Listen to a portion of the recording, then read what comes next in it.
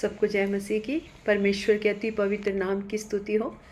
मैं खुदा का धन्यवाद करती हूँ। परमेश्वर ने एक बार फिर से आपके सन्मुख आकर परमेश्वर के सुंदर वचनों के द्वारा आपसे बातचीत करने के लिए परमेश्वर ने मुझे एक सुंदर अवसर दिया। मैं खुदा का धन्यवाद करती हूँ और मैं आशा करती हूँ आप लोग सब परमेश्वर में आनंदित और सुरक्षित होंगे।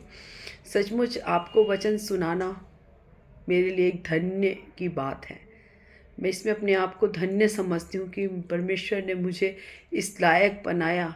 परमेश्वर ने अपने वचन के गूढ़ रहस्य पिता परमेश्वर हम जैसे मूर्खों पर प्रकट किए।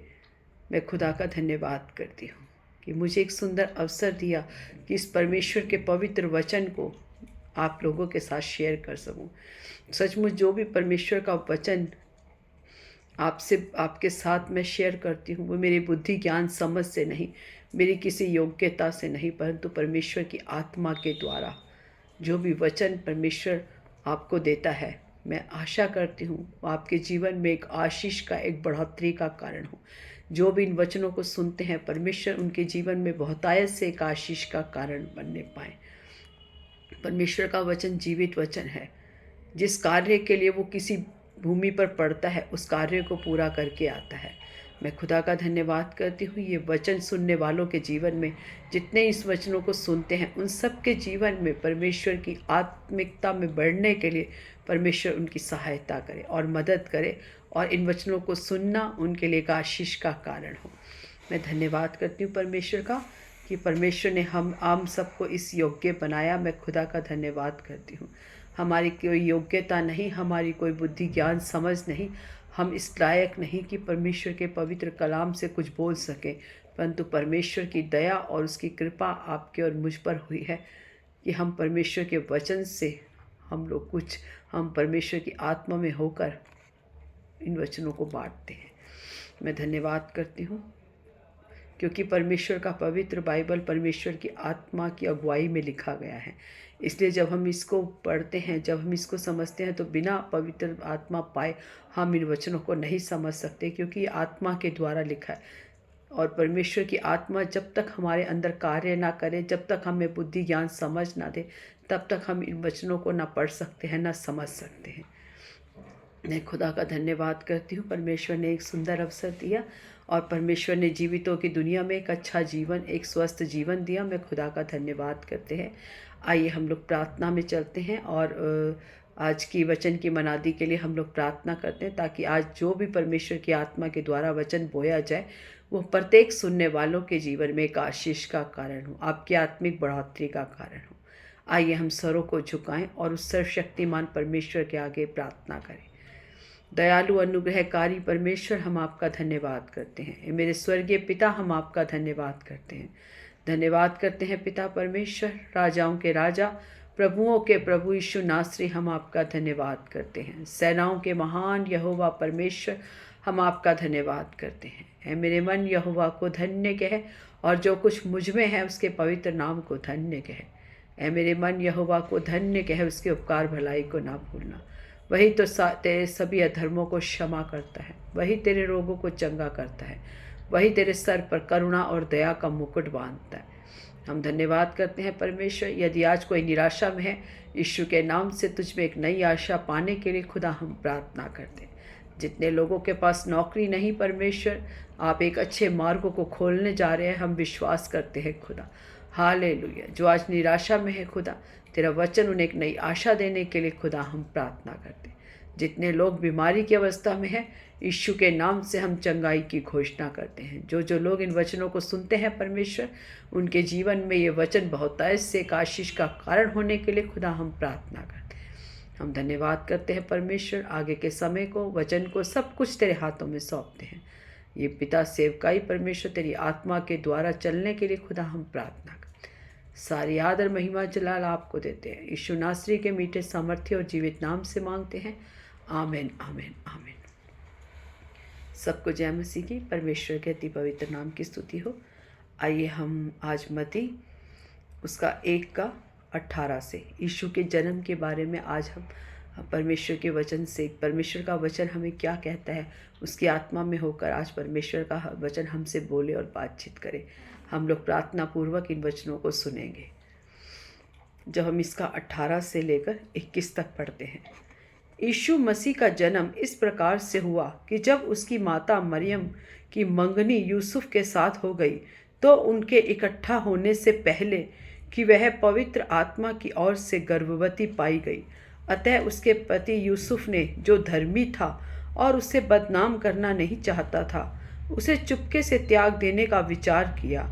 जब वह इन बातों की सोच ही में था तो प्रभु का स्वर्गदूत उसे स्वप्न में दिखाई देकर कहने लगा, हे यूसुफ, दाऊद की संतान, तू अपनी पत्नी मरियम को अपने यहाँ ले आने से मत डर, क्योंकि जो उसके गर्भ में है वह पवित्र आत्मा की ओर से है। वह पुत्र जनेगी और तू उसका नाम यीशु रखना, क्योंकि वह अपने लोगों का और उनके पापों से उद्धार करेगा। सब लोग बोले आमीन। परमेश्वर के एक सुंदर वचन के लिए हम धन्यवाद करते हैं। उसने कहा यीशु मसीह का जन्म इस प्रकार से हुआ कि जब उसकी माता मरियम की मंगनी यूसुफ के साथ हो गई थी तो उनके इकट्ठा होने से पहले ही। हम जानते हैं कि परमेश्वर यीशु मसीह का जन्म किसी मनुष्य के मिलाप से नहीं, किसी मनुष्य की इच्छा से नहीं, परंतु परमेश्वर की इच्छा से हुआ है। परमेश्वर की पवित्र आत्मा के द्वारा उसके वो गर्भवती पाई गई। पवित्र आत्मा का कार्य उसके जीवन में हुआ। जब यूसुफ के साथ केवल उसकी मंगनी हुई थी, लेकिन उनके इकट्ठा होने से पहले ही पवित्र आत्मा के द्वारा वो गर्भवती पाई गई।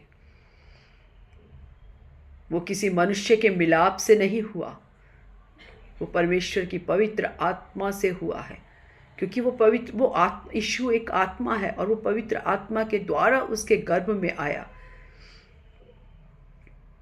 और उसके पति यूसुफ ने, जो धर्मी था, उसे बदनाम करना नहीं चाहता था, उसे चुपके से त्याग देने का विचार किया। तब वह इन बातों को सोच ही रहा था कि प्रभु का स्वर्गदूत उसे स्वप्न में दिखाई देकर कहने लगा, हे यूसुफ, दाऊद की संतान, तू अपनी पत्नी मरियम को अपने यहाँ ले जाने से मत डर, क्योंकि जो उसके गर्भ में है वह पवित्र आत्मा की ओर से है। आमीन। जब यूसुफ ये सोच ही रहा था कि मैं मरियम को चुपके से त्याग देता हूँ ताकि कोई लोग, क्योंकि वो एक धर्मी मनुष्य था, वो किसी की उसकी बदनामी नहीं करना चाहता, लेकिन परमेश्वर के स्वर्गदूत ने उसे स्वप्न में बातचीत की कि तू उसे अपने यहाँ लाने से मत डर, क्योंकि उसने कोई गलत काम नहीं किया, परंतु जो तेरी सोच है, जो तू सोच रहा है, जो उसके मरियम की तेरी पत्नी के गर्भ में है, वो पवित्र आत्मा की ओर से है, वो किसी मनुष्य की ओर से नहीं है। और उसका नाम यीशु रखना, क्योंकि वह अपने लोगों को उनके पापों से उद्धार करेगा। वो जिस योजना से उस गर्भ में आया, उसने कहा वो अपने लोगों का पापों से उद्धार करेगा। अपने लोग कौन? जो लोग यीशु पर विश्वास करेंगे, जो लोग उसे अंगीकार करेंगे, जो ये पिता परमेश्वर जो ये अंगीकार करेंगे कि यीशु मसीह परमेश्वर का पुत्र है और वो मेरे लिए मारा गया, गाड़ा गया, मेरे पापों के लिए उसने अपने प्राणों को दिया। जो कोई विश्वास करेगा वो उद्धार पाएगा। जो कोई परमेश्वर पर भरोसा करेगा वो उद्धार पाएगा। बहुत से लोग गलत कमेंट्स, गलत बातें करते हैं, परंतु परमेश्वर का जन्म, यीशु मसीह का जन्म किसी मनुष्य की सोच से नहीं, किसी मनुष्य के मिलाप से नहीं, परंतु उस पवित्र आत्मा के मिलाप से हुआ था। परमेश्वर का वचन कहते हैं कि पवित्र आत्मा के खिलाफ जो भी बोलता है उसकी कोई क्षमा नहीं है। इसीलिए हमें बड़े डरते और कांपते हुए परमेश्वर के वचन की ओर आना चाहिए और परमेश्वर के वचन को सुनकर उसके ऊपर चलने के लिए खुदा का वचन हमें कहता है। क्योंकि हम किसी भी बात के खिलाफ बोल सकते हैं, लेकिन जब हम पवित्र आत्मा के खिलाफ बोलते हैं तो उसकी परमेश्वर का वचन कहता है उसकी कोई क्षमा नहीं है हमारे जीवन में। यीशु मसीह का जन्म पवित्र आत्मा के द्वारा हुआ था। वो आत्मा था, वो इस संसार का पापों से उद्धार करने के लिए पैदा हुआ था। वो एक योजना के साथ आपके और मेरे जीवन में इस संसार में आया था। उसके द्वारा हमने अपने पापों से क्षमा पाई, हमने उद्धार पाया, हमने अपने जीवन में एक आनंद जीवन को पाया।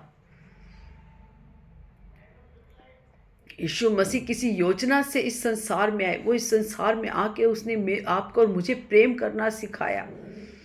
उसने अपने जीवन को एक त्याग का जीवन बनाकर दिखाया। उसने इतने अद्भुत अद्भुत काम इस संसार में रहकर किए। वो किसी को मारने नहीं आया था, किसी पर दोष लगाने नहीं आया था, लेकिन वो हमारे पापों को, हमारे गुनाहों को, हमारे कष्टों को, हमारे कलेशों को, हमारे सारे रोगों को क्रूस पर ले जाने के लिए आया था, ताकि आप और मैं चंगे हो जाएं, आप और मैं उद्धार पाएं, आप और मैं मुक्ति पाएं, आप और मैं पापों से क्षमा पाएं। यीशु मसीह का, परमेश्वर का हम धन्यवाद करते कि उसने अपने इकलौते पुत्र को हम आपके और मेरे लिए इस संसार में भेजा। वो पवित्र आत्मा के द्वारा मरियम के गर्भ में आया, क्योंकि हम मनुष्य तौर पे सोचते हैं। जब यूसुफ ने सोचा कि यूसुफ ने गलत धारणा धारी, क्योंकि मनुष्य हैं हम लोग, हम लोग गलत बातें सोचते हैं। लेकिन स्वप्न में उसके परमेश्वर के स्वर्गदूतों ने उसे कहा, मत डर इसको ले जाने से, क्योंकि जो तू सोच रहा है, जो तू कल्पना कर रहा है, ये उसके द्वारा नहीं परंतु पवित्र आत्मा के द्वारा मरियम के गर्भ में आया है। इसने किसी पुरुष को नहीं देखा, इसने कोई गलत नहीं किया, इसलिए मत डर इसको लाने से, क्योंकि जो भी इसकी कोख में है, जो भी इसकी कोख में गर्भ में आया है, वो तेरी सोच, जो तू सोच रहा है वो सोच से नहीं परंतु परमेश्वर की पवित्र आत्मा के द्वारा इसके गर्भ में आया। इसलिए इसको अपने घर ले जाने से मत डर, क्योंकि इसके जो कोख में है वो स्वर्ग का राजा है, वो उद्धारकर्ता परमेश्वर, मुक्तिदाता परमेश्वर है, जिसने आपको और मुझे पापों से क्षमा दी। यीशु के नाम में चंगाई है, यीशु के नाम में छुटकारा है। जो यीशु का नाम लेगा वो उद्धार को पाएगा। यीशु का नाम सामर्थी नाम है, जीवित नाम है। स्वर्ग का मार्ग केवल यीशु मसीह है, सत्य केवल यीशु मसीह है, जीवन केवल यीशु मसीह है। यीशु मसीह के द्वारा कोई सत्य नहीं, कोई जीवन नहीं, कोई मार्ग नहीं, कोई उद्धार नहीं, कोई हमारे पापों से क्षमा नहीं। जो यीशु का नाम लेगा वो इस संसार में उद्धार को पाएगा। यीशु का नाम सामर्थी नाम है। आसमान के नीचे और पृथ्वी पर कोई दूसरा नाम नहीं जो हमें उद्धार दे सके, जो हमें अनंत जीवन दे सके। केवल यीशु का नाम आपको और मुझे उद्धार और अनंत जीवन दे सकता है। उसके यीशु के नाम के द्वारा हमने चंगाई पाई, यीशु के नाम के द्वारा हमने सामर्थ को पाया, यीशु के नाम के द्वारा हमारे डिप्रेशन गए। यीशु के नाम से बढ़कर इस संसार में कोई नाम नहीं। वही इकलौता सच्चा जीवित परमेश्वर है, और जो कोई उसकी ओर देखता है वो कभी जीवन में लज्जित नहीं होता, वो ज्योति को पाता है। आप और मैं ज्योति की संतान हैं। हम लोग धन्य लोग हैं, हमने यीशु की उस ज्योति को पाया। आज जितने लोग इस वचन को सुन रहे हैं, इस वचन के द्वारा सामर्थ पाने के लिए और परमेश्वर की अगुवाई में चलने के लिए और उसे मुक्तिदाता परमेश्वर और जीवित और सच्चा परमेश्वर जानकर उसके पीछे चलने के लिए हम लोग मिलकर प्रार्थना करते हैं। ये वचन उसके जीवन में बहुत ऐसे आशीष का कारण हो। बहुत से लोग मोमबत्ती जलाते हैं यीशु मसीह के आगे, क्या जीवित के आगे मोमबत्ती जलाते हैं? जिसने कहा मैं जगत की ज्योति हूं, जगत की ज्योति के आगे कौन मोमबत्ती जलाता है? यदि आपके और मेरे कोई फोटो टांग कर उस पर मोमबत्ती जलाए तो हमें कैसा लगेगा? ये कि हम विश्वास नहीं करते वो जीवित है। यदि वो जीवित है तो उसके आगे कोई, क्योंकि वो जगत की ज्योति है, और ज्योति के आगे कोई हम मोमबत्ती, कोई लाइट नहीं जला सकते, क्योंकि उसने संसार को बनाया है। सूरज और चंद्रमा को उसने बनाया, सूरज से ज़्यादा उसका प्रकाश है, उसके सामने कोई खड़ा नहीं रह सकता। जब मूसा ने परमेश्वर को देखने के लिए कहा तो परमेश्वर ने कहा कि तू मेरे मुख को नहीं देख सकता, इतना प्रकाशमय हमारा परमेश्वर है। उसने अपनी पीठ को दिखाया कि परमेश्वर ने कहा मूसा से तू केवल मेरी पीठ देख सकता है, मेरा मुख नहीं देख सकता। सोचो कि कितना सामर्थ्य, कितना रोशनी, कितना चंद्रमा से भी और सूरज से भी बढ़कर उसके ऊपर तेज और प्रकाश है कि जिसको किसी मनुष्य कोई देख नहीं सकता। क्या हम उसके आगे ज्योति जलाएंगे? जो स्वयं एक ज्योति है, जिसने हमारे जीवन में ज्योति भर दी, जिसने हमारे इस अंधकार से जीवन में एक प्रकाश लेकर आया। उस परमेश्वर को पहचाने, उस जीवित परमेश्वर की ओर बढ़े, क्योंकि वचन कहता है वो जगत की ज्योति है। अंधकार ने उसे ग्रहण नहीं किया। आपको और मुझे भी अंधकार ग्रहण नहीं करेगा, क्योंकि हम ज्योति की संतान हैं। हमेशा अंधकार आपके और मेरे विरोध में चलेगा। इसीलिए मत डरें, मत पश्च मत सोचें कि कोई हमारे विरोध में है, क्योंकि परमेश्वर के विरोध में भी बहुत से लोग खड़े थे। हर किसी ने परमेश्वर को नहीं अपनाया, बहुत से लोगों ने उनके ऊपर दोष लगाए। यदि आज आपके और मेरे जीवन में कोई दोष लगाता है तो आप उससे मत विचलित कीजिए, क्योंकि जिसने हमारे पिता को नहीं छोड़ा वो हमें भी नहीं छोड़ेगा।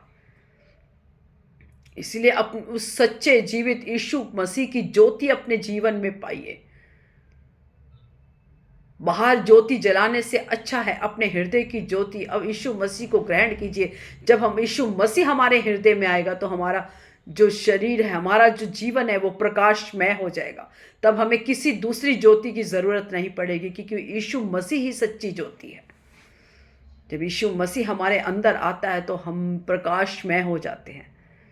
हमारा शरीर, हमारा हृदय, हमारा सब कुछ हम ऊपर से नीचे एक प्रकाश में हमारे अंदर फैल जाता है। सच्चाई हमारे जीवन में उजागर होती है। आज कई लोग क्रिसमस पे कई लोग लाइटें जलाते हैं, कई लोग बहुत बड़ी बड़ी स्टार्स लगाते हैं, लाइटें जलाते हैं, सब कुछ करते हैं क्योंकि वो सेलिब्रेट करते हैं। लेकिन यीशु की ज्योति पहले अपने अंदर जलाओ। बाहर जलाने से अच्छा है कि यीशु मसीह की ज्योति जब हमारे जीवन में होगी तो हमारा जीवन उजियाला हो जाएगा, उसमें प्रकाश ही प्रकाश हो जाएगा। अद्भुत प्रकाश, वो ज्ञान का, वो सामर्थ्य का, वो अभिषेक का प्रकाश जो हमें प्रज्वलित करेगा। जहाँ हम खड़े हो जाएंगे, जहाँ हम चलेंगे, वहाँ परमेश्वर का प्रकाश हमारे अंदर से निकलेगा। खुदा का धन्यवाद करती हूँ परमेश्वर का। उस जीवित परमेश्वर को ग्रहण करें, उसको अपनाएं। वो मुक्तिदाता परमेश्वर है, वो शांतिदाता परमेश्वर है, वो राजाओं का राजा है, प्रभुओं का प्रभु है। उसने सृष्टि को बनाया, आपको और मुझे बनाया। हम यीशु मसीह, हम परमेश्वर को क्या दे सकते हैं? केवल धन्यवाद के अलावा और कुछ भी नहीं।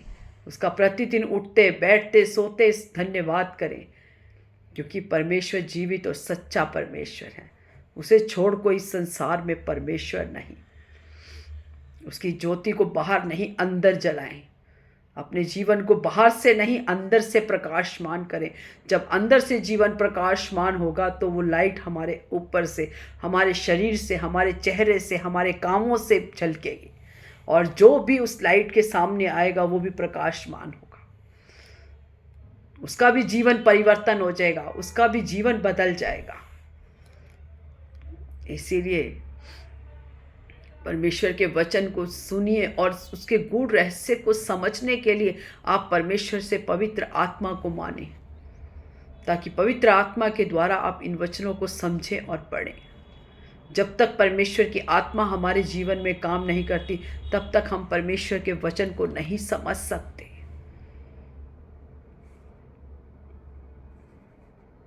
खुदा का वचन जीवित वचन है। ये पवित्र आत्मा के द्वारा अगुवाई में लिखा हुआ वचन है। ये आत्मा के द्वारा लिखा हुआ वचन है। हालेलुया, धन्यवाद यीशु।